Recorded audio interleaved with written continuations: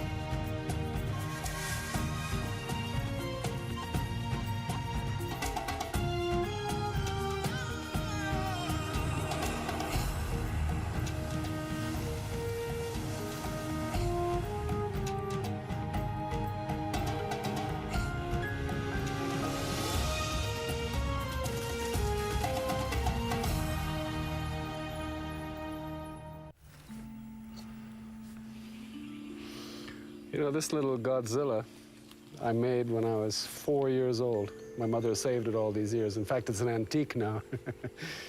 You can see what a strange little mind I had in those days, and I haven't really changed much. The passion is still there. This passion has led Rom Whitaker to a life's work conserving and breeding reptiles in the wild and at Rom's Snake Park and Crocodile Bank in India. As a herpetologist, the fantastic dragons of his childhood dreams have been replaced by real creatures. But the more he has learned about reptiles, the more Rom is convinced that reality is always stranger than fiction. You know, I've been doing this all my life. Well, something similar to this. Playing around with snakes, playing around with lizards, playing around with nice crocodiles like this. But dragons, well, everyone knows about dragons. They can fly, they spit fire, they live forever, they guard gold in caves, treasures. They eat people, especially maidens, and they're occasionally slayed by one hero or the other. And you may or may not believe in all their attributes, supposed attributes. But I think I can find all their qualities for real in my world of reptiles. Hereford Cathedral, deep in the English countryside, may seem like a strange place for Rom to start his journey. But Hereford has an ancient map that's a dragon hunter's dream. This is Mappa Mundi, an incredible medieval map, painted on an animal skin. You know, for being so old, it's still a lot of features are very familiar. There's the Nile River here, the Ganges River up there, Jerusalem right in the center here. The United Kingdom is way down here. The Red Sea and Ceylon are up in that corner there. So it's a pretty far out map. But to me, the most evocative part of it are the creatures, the animals. There's a griffin, there's a minotaur, there's a winged serpent, and of course, there are very, very dragon-like creatures. As a scientist, Rom knows far more about real reptiles than the mapmakers of yore and their superstitious chronicles. But he still believes there are dragons at large in the natural world. The opening chapter of his quest is the Chronicle of the Man-Eating Dragon. Perhaps the most famous dragon story of all is an archetypal myth that is set in Africa. Once upon a time, a dragon settled in by a lake and terrorized all who lived nearby. Only live human offerings appeased it. Eventually, it was the turn of the king's daughter. But before she was devoured, a hero arrived, did battle with the beast, and slew it with his lance. Like all archetypal myths, some element still rings true to modern ears, particularly to a herpetologist. St. George, the Turkish-born hero, was based on a real historical figure. And as for his dragon, there's one obvious contender: the Nile crocodile. This is great. It rained last night, and the water's pouring down here. And obviously, the concentration of birds and crocs is because all the fish have been washed down. But the crocs are out basking as well, so there's some feeding, some basking. They're all around me. There's one basking with his mouth open over there. Classic. Some really big ones. The biggest Nile crocs are giants. They can grow up to 20 feet and weigh a ton. And they're fast, swimming and even running at speeds of up to 10 miles an hour. With more than 60 teeth, they can devour half their body weight in a single feeding. But what makes this creature truly dragon-like is that each year, these crocs are reported to kill more than 100 people.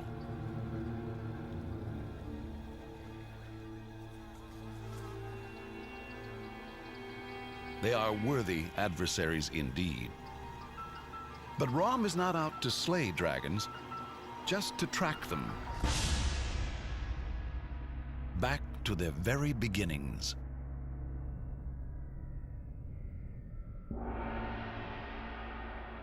The second chapter of Rom's quest is taking him deep into the heart of old Europe and the Chronicle of the Dragon's Lair.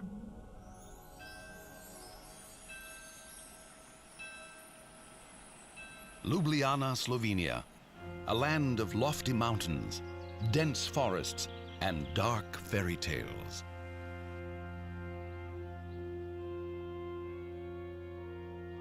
Dragons are deeply ingrained here. In fact, it's the symbol of Ljubljana. They're everywhere.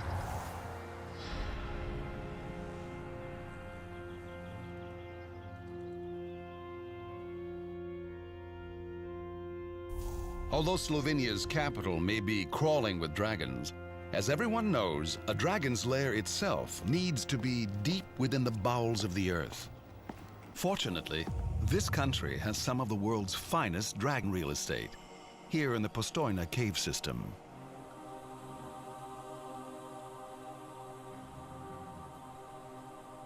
These caves are not only natural Gothic cathedrals, they are known as the birthplace of speleobiology, the science of cave life.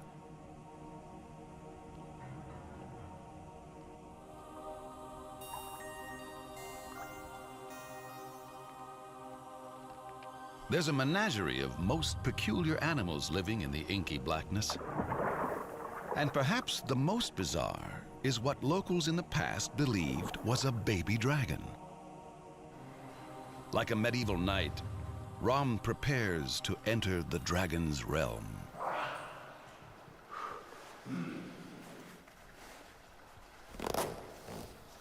This is the modern version of dragon hunter's armor to protect me from the cold. Even through full armor, the chill of a Slovenian cave pool is quick to numb the senses.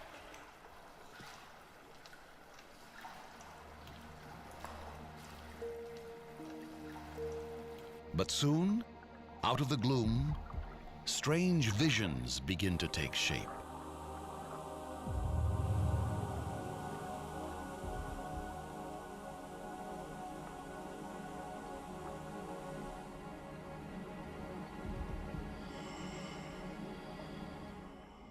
Rom has spent a lifetime scouring the planet for the weird and the wonderful. But this is something even he has never seen before. No one knows how many of these creatures exist, but they are only found in caves in this small corner of Europe.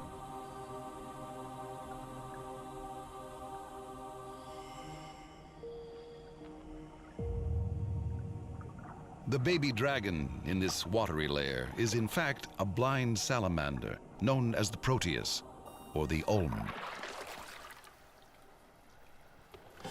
Okay, this is it. This is the Olm. Look at this creature. The Olm looks like almost nothing else on the planet. Living in perpetual darkness, it has lost its eyes and its pigment. As it matures, it retains its juvenile form into adulthood, like an enchanted frog trapped inside a tadpole's body. It's got legs, but amazingly enough, only 2 toes on the hind feet, 3 toes on the front feet. When you think about the creature and its natural history, what's known about it now, it's just as far out as the idea of it being a baby dragon. This is a creature that can live for 60 years, maybe even 100 years. It's a creature that can go without food for 6 to 10 years, and with a very, very low metabolic rate. And to the imaginative medieval mind, this baby dragon could even have wings, or at least external gills, bright red with oxygen-rich blood.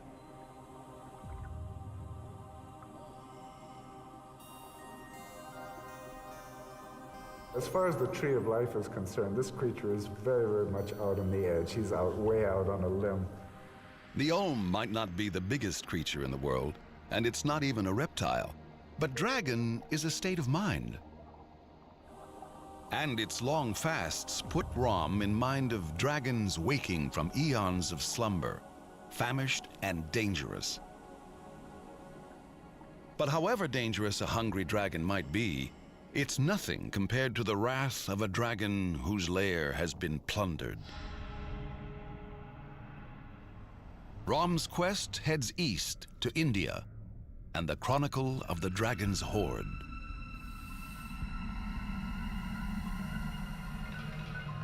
As readers of The Hobbit know, Bilbo Baggins' dragon, Smaug, doesn't just live in a cave.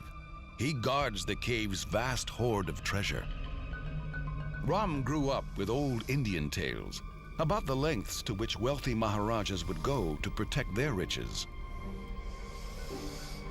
With thieves and villains everywhere, the princes turn to deadly kings for help.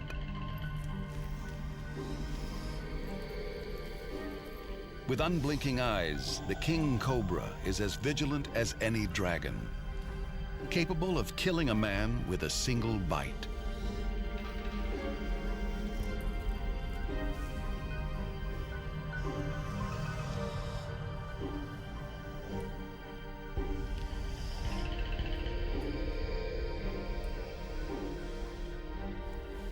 But for Rom, this treasure is too much to resist. Forget the gold. He's after the cobra. This is India Jones, not Indiana. Yet it's easy to see how this mighty serpent could strike fear into a lesser heart.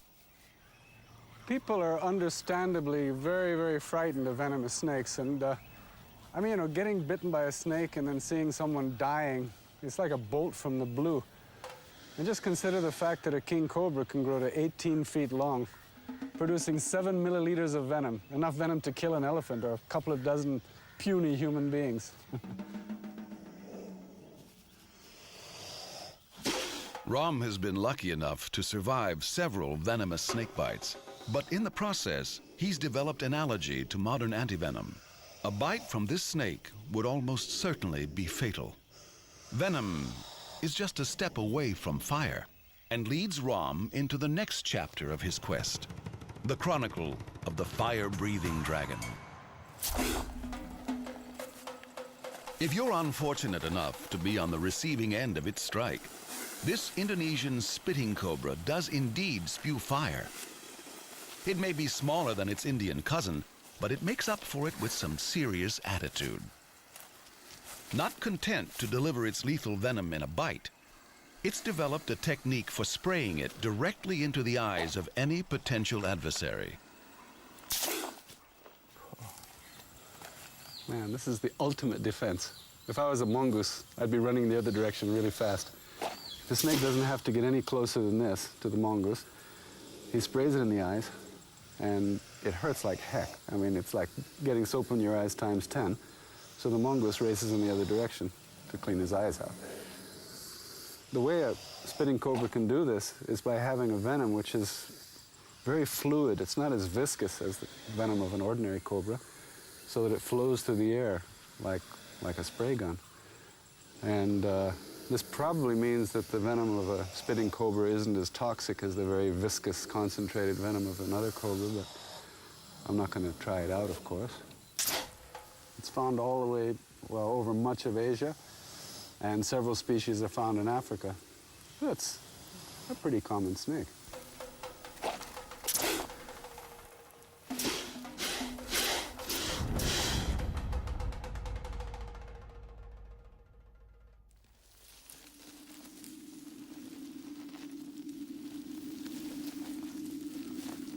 In Ram's lifelong love affair with snakes, it's not just cobras that resonate with dragon-like qualities. Unlike the winged lizards of the West, Eastern dragons are often depicted as enormous serpents. This is the reticulated python, the longest snake on Earth. If I was a deer or a wild boar, I'd be in serious trouble at this point. This is one big, big snake.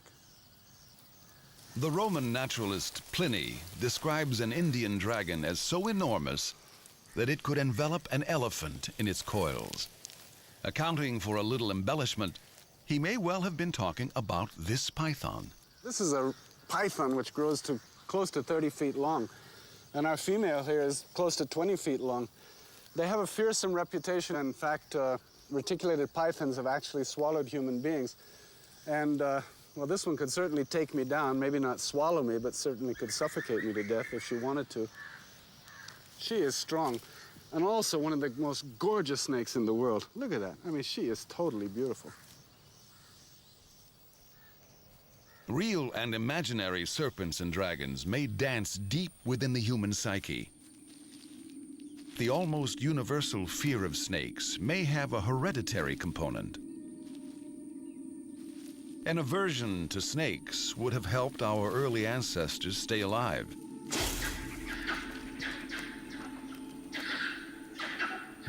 And our modern monkey cousins also display a fear of snakes that may be hardwired.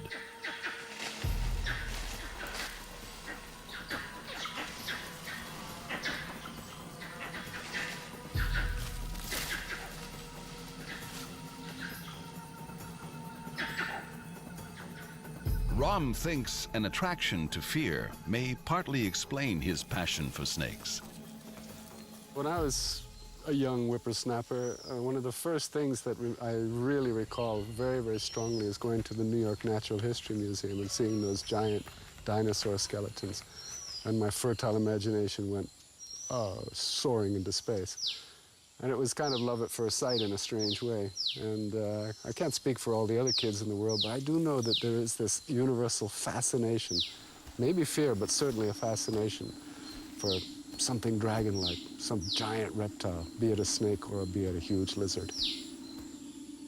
There's one thing you can say for certain: there is no neutral attitude toward reptiles. Anywhere you go in the world, people are either fascinated by them or absolutely scared out of their wits of reptiles. That includes snakes, and to some degree lizards too, because in the psyche, in the mind, the lizard could be that dragon. It could be that dragon in your dreams.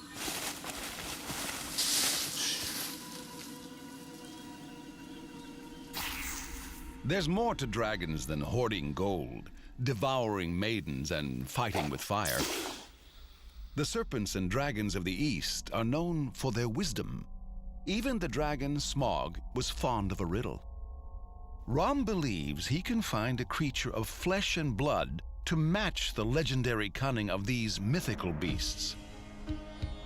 His quest takes him to Sri Lanka for the Chronicle of the Wise Dragon.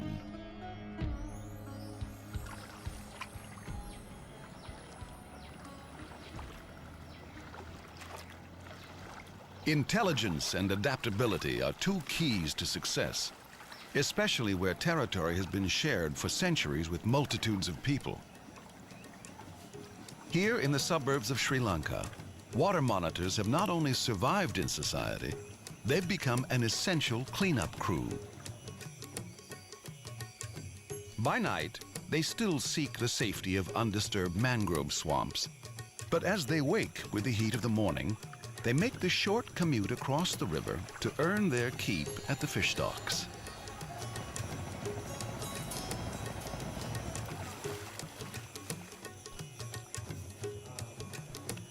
Where human development has diminished their usual prey of small fish and mammals, the monitor has been quick to learn that human presence isn't all bad news. Each morning, instead of heading out to hunt, they wait in line for their daily handout.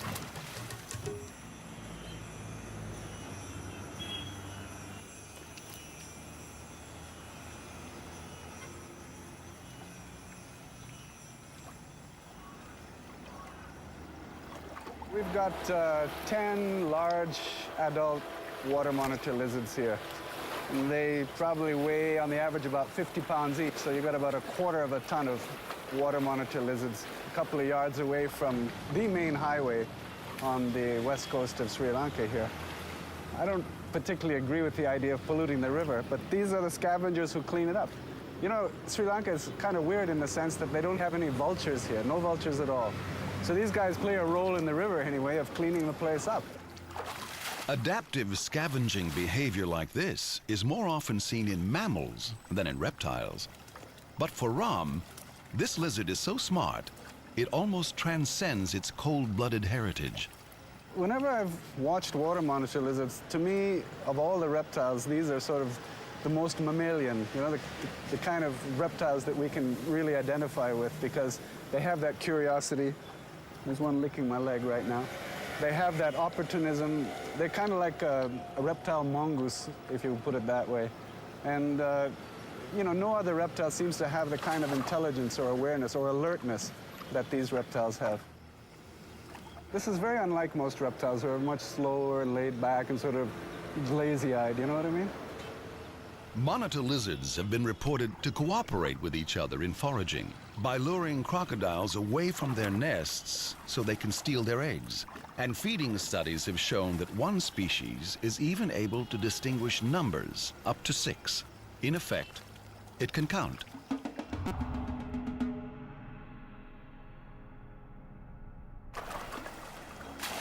But smarts alone don't make a dragon. You need a bit of ferocity, too.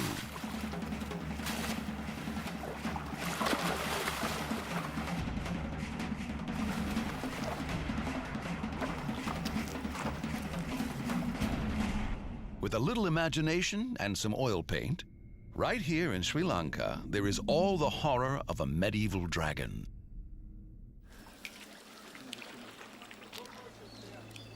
The water monitor is still a predator at heart. Where dragons of yore may have demanded fleshy sacrifices, today's clever monitor is more practical in its expectations. And here in Sri Lanka, instead of a fox in your henhouse, beware the giant lizard.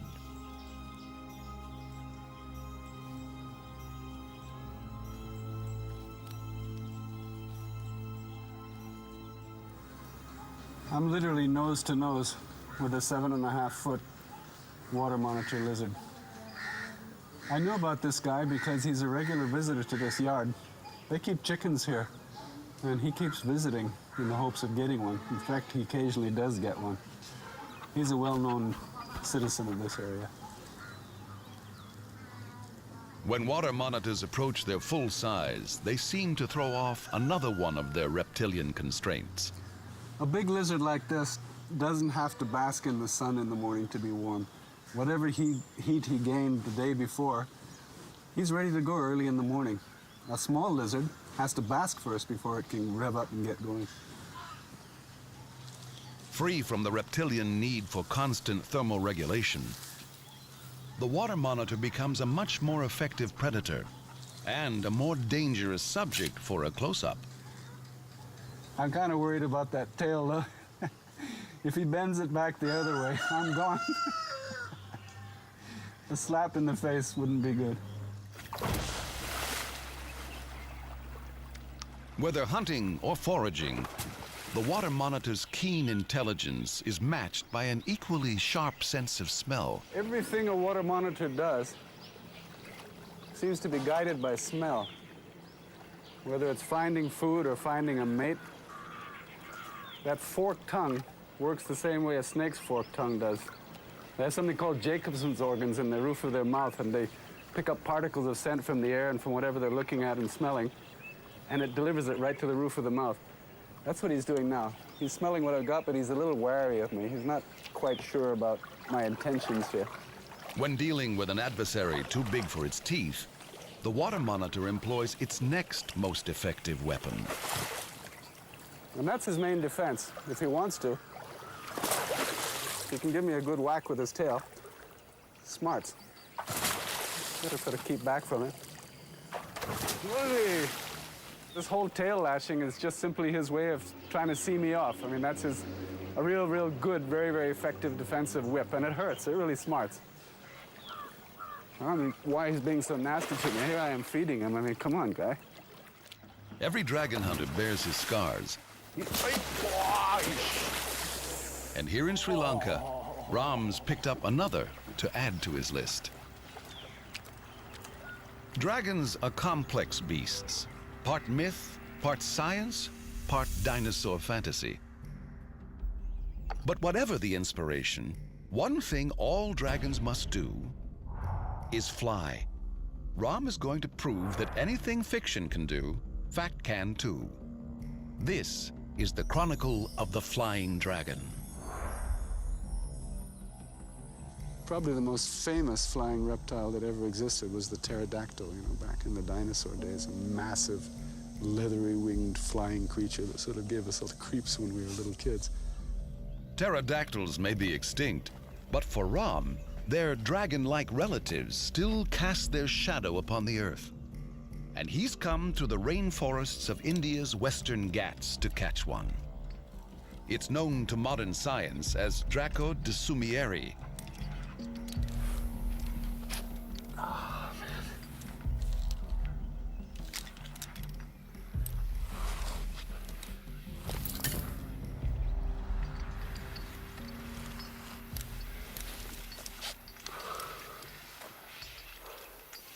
Your whole perception of the rainforest changes every level you go up. It's in tears. And now I'm above the, sort of the lower story, getting up toward the canopy. And there's something different every step of the way. So this is dragon country, flying dragon country. There's a male over there, flip, flip, flip, dewlap. If I take some time and look around, there's another, it's a female. So they're all at this level, 50, 60, maybe even 70 feet up in the canopy. On the open sunlight, it's just hitting those trees over there. Just the right time of day when they're heating up. Oh, it's brilliant to see them at eye level like this. Absolutely brilliant. There are over 20 different species of Draco found throughout tropical Asia. They spend practically their whole lives high up in the canopy. There are no maidens up here. They feast on the ants that share their treetop home.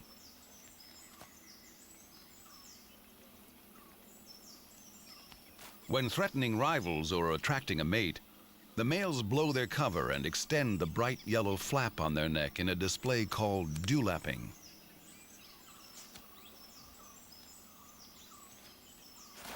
The view may be great up here, but Ram's natural dragon hunter's agility is somewhat hampered by ropes and harnesses. To actually catch one of these dragons, he is going to need a new weapon, a lance with slight modifications. The Greek historian Herodotus describes throngs of winged serpents guarding trees in Arabia. Scholars have long argued over what exactly he was describing. Ram's got his own theory. This plantation is thousands of miles from Arabia, but it is swarming with Draco. And the male does indeed guard the trees of its home territory from other encroaching males. But when faced with a dragon hunter's lance, Its main form of defense is evasion. It may be only 9 inches long and live on a diet of ants, but when Draco has nowhere left to run, it matches its mythical namesake and takes to the sky.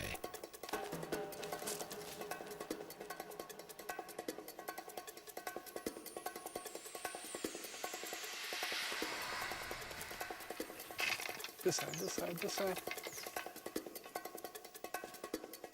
Aye.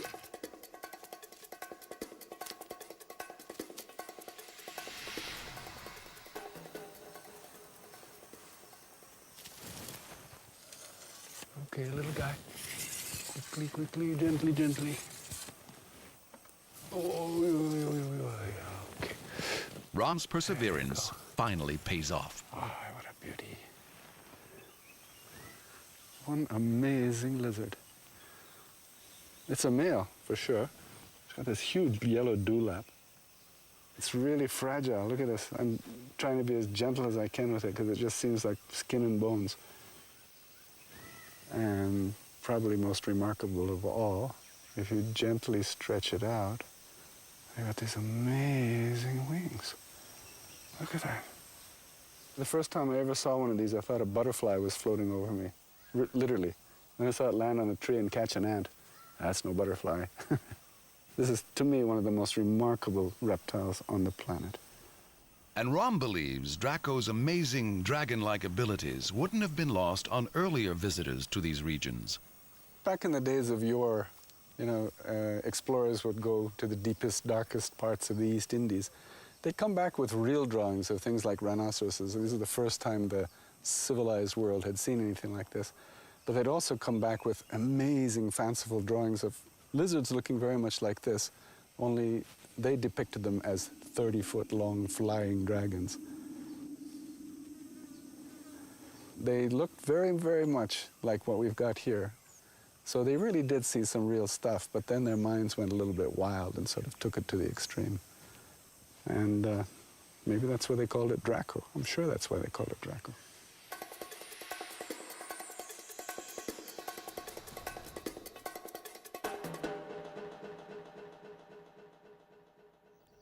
So far, Rom's journey has taken in man-eating crocodiles, cave-dwelling Methuselahs, reptiles that fly and spit fiery venom, and fierce lizards as smart as mammals.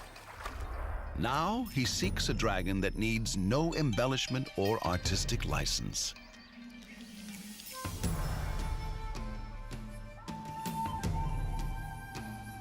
The final chronicle is of the real dragon. By the 19th century, the idea of dragons roaming the earth had been dismissed as medieval superstition and fantasy. But only 80 years ago, scientific certainty was thrown into disarray with rumors of a remote island that could have come straight from the Mappa Mundi. It was home to a giant creature never seen by the outside world. In 1926, the American Museum of Natural History launched an expedition to capture a beast that even science would call a dragon. For Rom, his first visit to Komodo is the climax of his life's obsession with reptiles.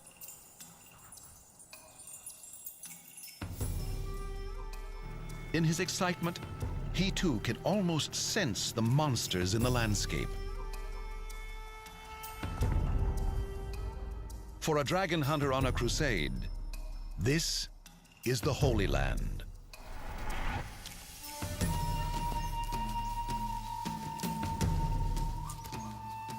I can just imagine how it must have felt being on that first expedition from the American Museum of Natural History, coming to Komodo, all these crazy stories about a giant reptile still wandering around in this kind of landscape. I mean, actually getting a few shivers thinking about it, but the idea of finding a big dinosaur-like creature alive in this day and age just blew everyone away. And then when they got here, and actually started wandering around, and then came face to face with the first really big Komodo dragons. Ah, that is true excitement. I mean, oh man. We're really looking at a primeval landscape here. If there was ever a place that deserves to have a dragon, this is definitely it.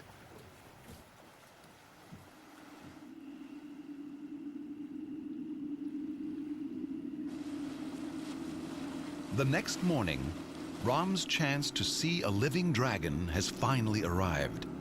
His first footfall is like stepping back into a Jurassic past. Walking through this King Kong landscape, he can't help thinking about the dragon's fearsome ambush abilities and the people who've been killed and eaten on these very islands.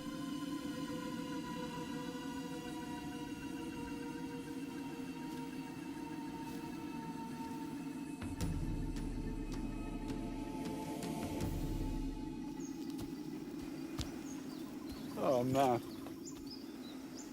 Yeah, this is the first time I've ever seen a wild Komodo dragon. You know, we're used to all the different kinds of monitor lizards I've been seeing all over the place, and there's just not any of them as massive as this creature is. Here's a real land predator, you know, stomping around like a dinosaur, leaving footprints like a dinosaur. I mean, it's everything I ever expected. Real dragons live within fixed territories, and the population where Ram has landed show absolutely no fear of humans. And for once, after 50 years around large reptiles, it's Ram's turn to show some fear. Whoa! What is it? I didn't do anything. Whoa! Whoa!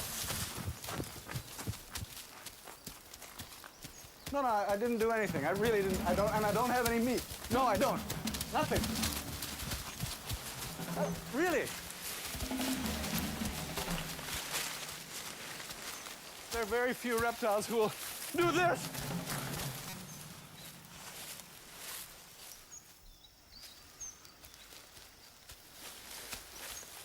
Phew.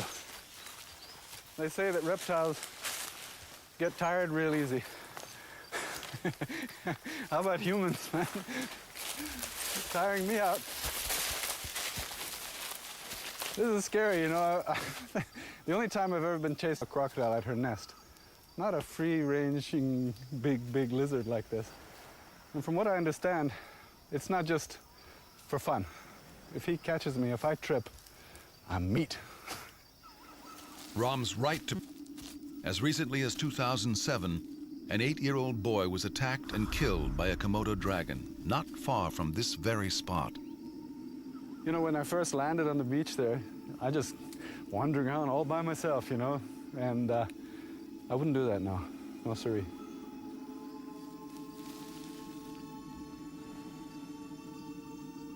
On the few islands they inhabit, these dragons are the top predator. They can eat 80% of their single meal, and are believed to have a sophisticated and sinister technique for killing. Is often described as a foul cocktail of virulent bacteria that would turn even the smallest bite into a dangerous wound. This deer has been bitten by a dragon. It's simply a matter of time before it succumbs to blood poisoning. And it won't take long for the Komodo dragon and its friends to track it down, and then do what they do best.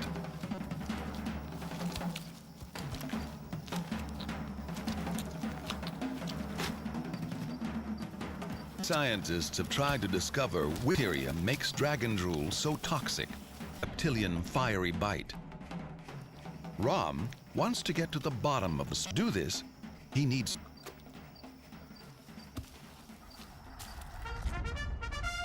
The dragon slayer of yore was the most courageous of knights, and we've got the modern-day equivalents. Komodo expert Jerry Imwansaya, Big Denny Perwandana, and sometime dragon fanatic Ram Whitaker. Enter the dragon.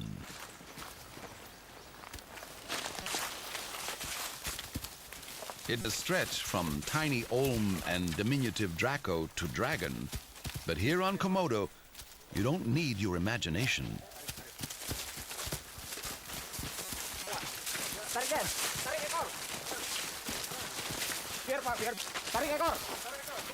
This may seem an extreme form of capture, but the researchers have been working with these for many years, and this practice is harmless to the dragon, if not to the researcher. Okay. Good, good. Okay, got it. That should be good, yeah. Okay. I've caught a lot of crocodiles, but I didn't realize how strong these guys can be, and he doesn't run out of steam, man. We'll sort of, you know, it'll get tired in, you know, a few minutes, and this guy just, oh man, he's endlessly. Now look at these nails, huh? It's like a big eagle's claws or something. Claws of other Komodo adversaries have left scars all over this animal's armor-plated back. But it's not just the claws you need to watch out for. 60 teeth? 60 teeth. Sharp teeth. Very sharp teeth. Someone said these, yeah. Yeah. Because they have the edge and Yeah. a knife edge. Okay, he's getting calmer. Calmer he may be, but this is still the largest lizard that Rom has ever handled. Yeah. 8 feet and Well, the biggest water monitor we ever measured was a little over 7 feet, getting close to 8. This, at 8.5 feet, is getting to amongst the largest size Komodo dragons you can find. This is... I think we have the When it is in a league of water monitors can weigh 5 pounds, can tip the scales at over 360 pounds. Tamed. It's time for Rom. And basically what we'd like to do here, of its saliva. Okay, ready? Yeah, all right. Okay. It's going to be very interesting to see what we can culture with this. Okay, his legs are loose. Okay, on your marks, get set. Low metabolism of reptiles means that most tire very quickly and take a long time to recover after exertion. But even after being sat on, Rom is up and away. Look at that. He's taking the tidbit. Recovery time is like what? 30 seconds? Seen anything like it? Offerings made, feelings. A drag.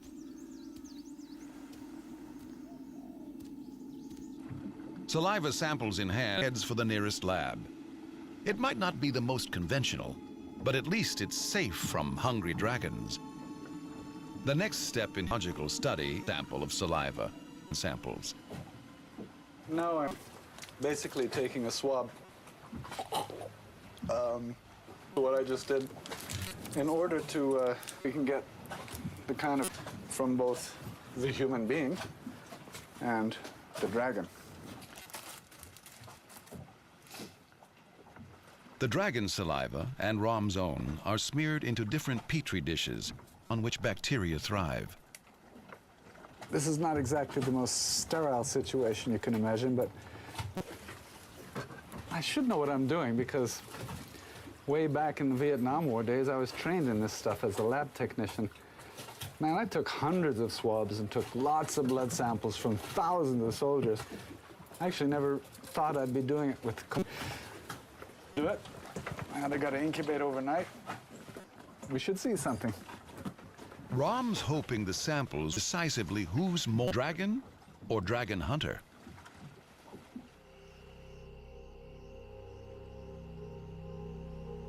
"24 hours after inoculation, Rom's experiment has come up with some graphic results. He's tried to culture from Komodo saliva is Pasteurella multicida, a strain that can kill a human within days of entering the blood. And this plately. Look at this growth. This is absolutely amazing. Not the mark of Zorro. This is just the streak that I did. Probably bacteria here, and one of them could very well be Pasteurella. And this is counted as the most virulent of all the bacteria found in Komodo dragon saliva. But the Komodo isn't the only potentially deadly drool. Looking at the mouth swab from Rom with, We're looking at a growth likely be E. coli. Now, E. coli is a common, this could very well be one. And in fact, it's already been more or less proven that there are 80 or more different species isolated from the human mouth and only 57 from the dragon's mouth. Obvious conclusion here, you do not want to be bitten by a Komodo dragon, nor do you want to be bitten by Rom Whitaker.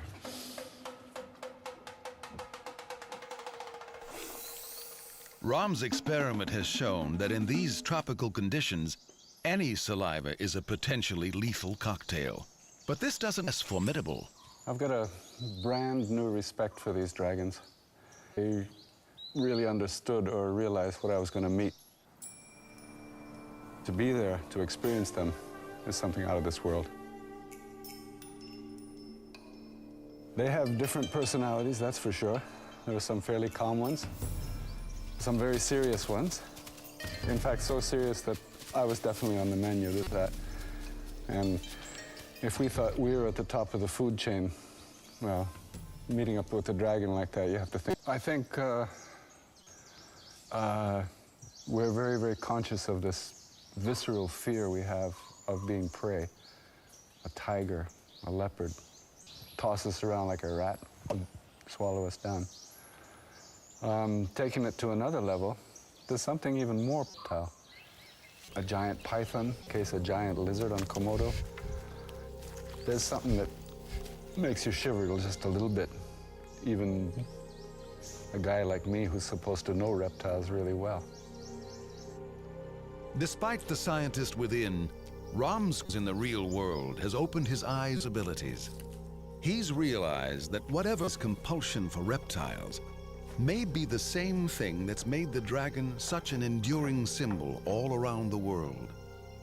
And the story of their powers is Tim investigates a nest of freshly hatched dragon eggs. He marvels at what science has discovered, that dragons have an ability that in humans would be considered miraculous. A real, truly about the Komodo dragon, and that is that a female can lay viable, fertile eggs without having mated with special strategy, a special... Komodo dragons swim from island to... Here we are in a maze, almost 18,000 in the Indigo. And let's say a volcano blew up. And, well, one of the females managed to swim off another island. Now thing. All alone on a new island, Komodo can still lay fertile mate. Other lizard females can do this, but they produce only female young. Komodo is unique. She can give birth to her own future mate. A female Komodo dragon washed up on this island here. Now, she was alone. There were no other Komodo dragons there. But she laid a clutch of eggs and produced 5 viable offspring. Males. Not twins, not clones, genetically distinct males, which could, when they matured, mate with the same female. Produce more offspring. In this case, because it was sexual reproduction, she was able to and females. Though she is without an atom, population springs up, and females. Chances are that a traveling male may find the island and bring new into the mix. The dragons have conquered a new land.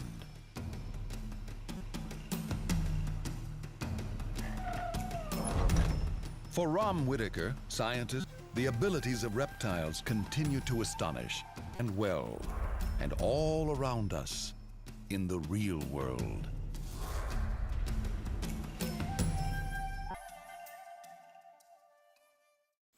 Program is available on DV9 plus shipping. To order, call 1-800-336-1917.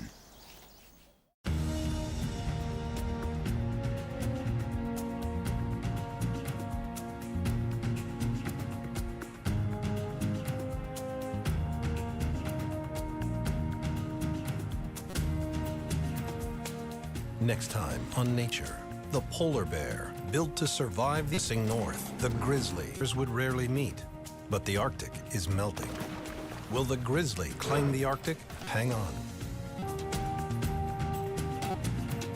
To learn more about what you've seen on this nature program, visit pbs.org.